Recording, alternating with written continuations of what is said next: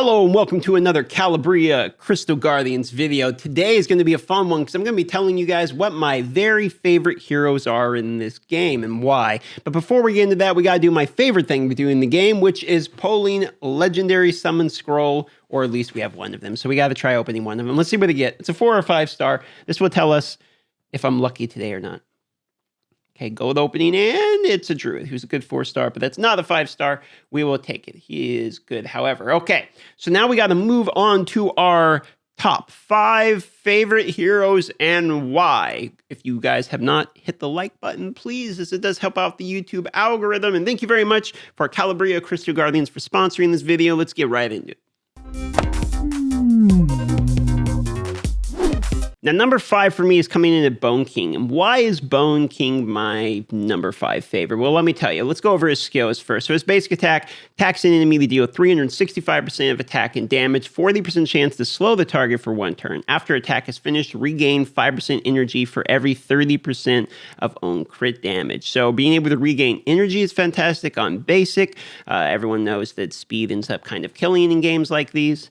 If we move on here to Undead Slice, attack an enemy, deal 535%, which is a lot of attack in damage. 85% chance to stun the target for 1 turn. So you have stun this as well. After attack is finished, 10% chance to receive an additional attack turn for every 30% of critical damage. So you can see how this could kind of pair with the other one, where you gain your little bit of Termir, you're going faster, this guy resets, he gets to gain more Termir, etc., etc. Going on to the next one here, Undead Slashing, attacks an enemy 3 times.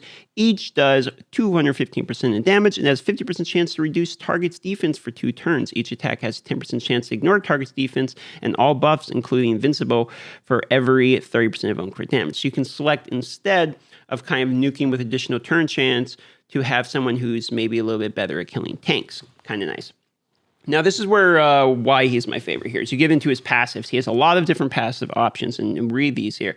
While alive, all allies attack have a 70% chance to deal more damage. Initial multiplier is 1x for every 30% of Bone King's crit damage. Increased multiplier by 0.05%. So he can effectively make all of his allies do more critical damage. So you can just have higher damage output, which is pretty nuts passive. But then look at these ones. While alive, 70% chance to imbue all allies' attacks with 10% drain effect for every 30% of his crit damage. Increased drain effect by 1%. So you have a little bit of life steal there too. Now the third one, which in my opinion is nuts for PvP, revive with 30% HP and 100% energy upon death. For every 30% of Bone King's crit damage, grant 10% chance to stun all enemies. Ignores all effects for 1 turn when this goes. So that's like a guaranteed, basically. Ignores all effects, and a stun in PvP is kind of nuts. So I think that one's kind of cool. He dies, comes back alive, stuns everybody. And his leadership is pretty good too. It's all allied heroes attack 33%. So I think his skills are pretty great. He looks visually like a very nice character as well. I haven't skill catted him yet. I need to, but I've really been enjoying this character quite a bit. I need to get better runes and everything on him. You can see here, he's completely stripped dry. I haven't had a chance to really dig into him too hard yet, but I'm a pretty big fan of this guy. Now, moving on to number 4 here is actually going to be Zeus. Now, why is it Zeus? Yes, he's a light dark, but let's look at his skill set here once again. So if you look at the skill tree, attacks an enemy 375% of attack and damage, 10% of targets lost HP and fixed damage, ignores defense, additional damage may not exceed 500% of attack, silences the target for 1 turn. So it's a silence just built into the basic, which is pretty nuts. Now you have 2 options here, which one, I won't read all of these, but these are basically, let's put it this way. One's an AoE and does slow, while the other one's kind of more of a single target nuke. I personally kind of like the single target nukes for him. I like him being able to silence and then nuke one person in PvP. That's kind of more of a fan of that personally. Increases target's skill cooldowns by 1. It kind of goes with the PvP move, whereas this one here, if you goes after attack and gain haste for 2 turns, additional damage may not exceed 400% of the own, and he does damage based upon their lost HP. So it's kind of more like PvE bosses, I believe, is how I understand this. But I'm still kind of learning the game, so I could be wrong. I think this is a PvP one. This is more of a PvE type move. Now, Thunder's Wrath attacks all enemies to deal 315% of attack and damage and sleep targets for 1 turn. Deals an additional 15% of targets lost HP and fixed damage. Ignores defense. Additional damage may not exceed 750% of own attack. Kind of nuts.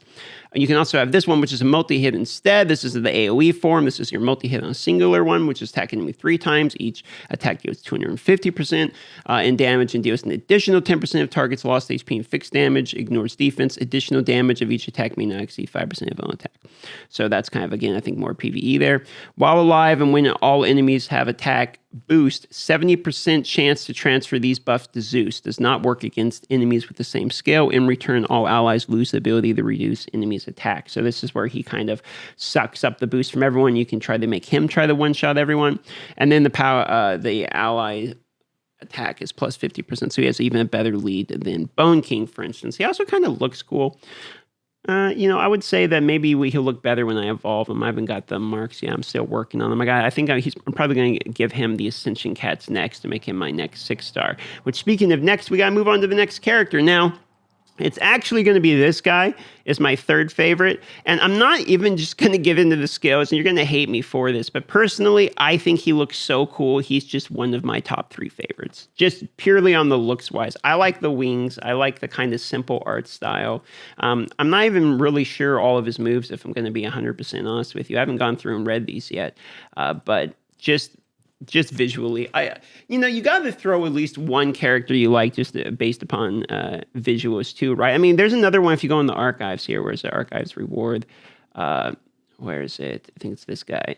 Yeah, this guy looks cool. He's got like, he's got the multiple arms and everything, Kind of reminds me of, was it Zenyatta from Overwatch? Isn't that the name of the game? Pretty sure. Anyway, some of these look pretty. I still need to get this guy here, Lich King. Lich King's the only guy I don't have, so I can get this guy. Feels bad, man. But we're getting there. Okay, so that is my number 3, and I'm sorry, it's purely looks. We're going to go back to actually being useful, because we're going to go to number 2, which number 2 is somebody who I have been using to basically do everything for me, Elven Queen. I use my Elven Queen in basically every team. She's nuts. She has a 400% boost currently, too, which is fires an energy beam, detects enemy's weak point, deals 430% of attack and damage, reduces target's defense for 1 turn. So on basic, you already have a defense reduction.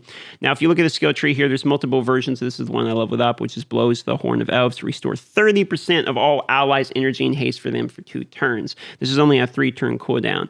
Ridiculous move, but look at this one, too. Issues the Queen's Decree and grants the shield equal to 15% of own max HP for 2 turns on all allies, increases ally attack for 2 turns. So you can have one or the other of the boost style. Now, if you look at this one here, reduces all enemies' energy by 50% and restores all allies' HP by 30%. So again, we have an energy manipulation move, which makes her a turn meter god, right? And then Elven Protection, call forth ancient Elven blessings to grant immunity to all allies for 3 turns and invincibility for 1 turn. Okay, nuts as well. And then here's the passive, which you could pick if you want. Remain on the battlefield as a spirit. After dying to inspire allies, restore 10% of all allies' HP at the end of each of their turns. Spirit may not be revived, which is interesting. I'm not sure where that'd be useful because I'm still kind of a noob, but I would say maybe PvE implications. Leader skill, guild war, all allied heroes resistance plus 55% as well.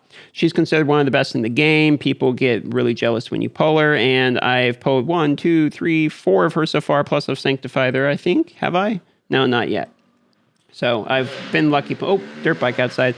So I've been lucky pulling her a lot, which brings us to our number 1 most favorite. You guys saw this coming, Titan. Titan's easily my favorite character in the entire game, not just because of the way he looks, which he looks great, but his skills are ridiculous. I mean, look at this. Attack can deal 135% of attack and defense and damage to all enemies. 20% chance to taunt for 1 turn, which goes up to a 40%. When you have them booked, or skill catted, I should say. Can you believe that? On basic attack, AoE damage based upon attack and defense and a taunt.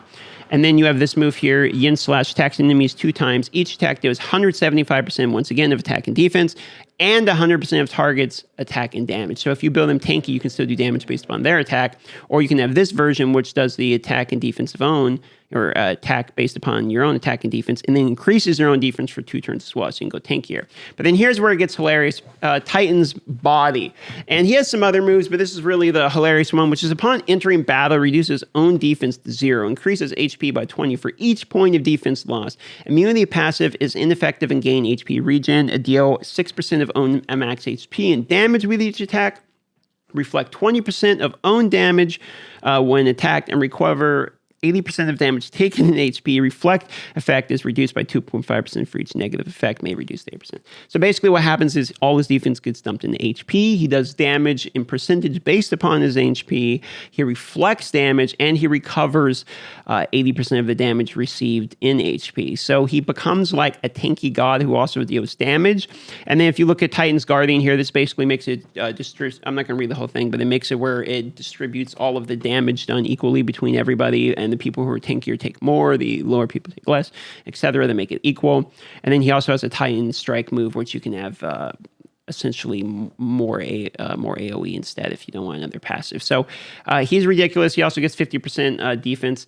I think he might be the best character in the entire game, and he's definitely my favorite character for sure. This guy is disgusting. If you pull him, you should be happy. He's a newer character, but really, you pull anyone on this list. And the honorable mentions were going to be like Archmage, the Spider Queen for my farming, Succubus for the CC. There is Garuda, just because he looks cool too, is another cool looking guy. There is some honorable mentions here, but those are the ones that come to my mind instantly. Let me know what your favorites are. I'm always looking to learn from people that have been playing this game longer than I have. These are the people I've been focusing on and really enjoying, and I would love to know what the community uses as well. Let me know if you have any information that would help me learn the game. And if you want to download the game, I highly recommend it. I have a description link in there. Feel free to click and download the game and start playing with me. It's been a lot of fun. All right, I love y'all, and I'll see you on the next video.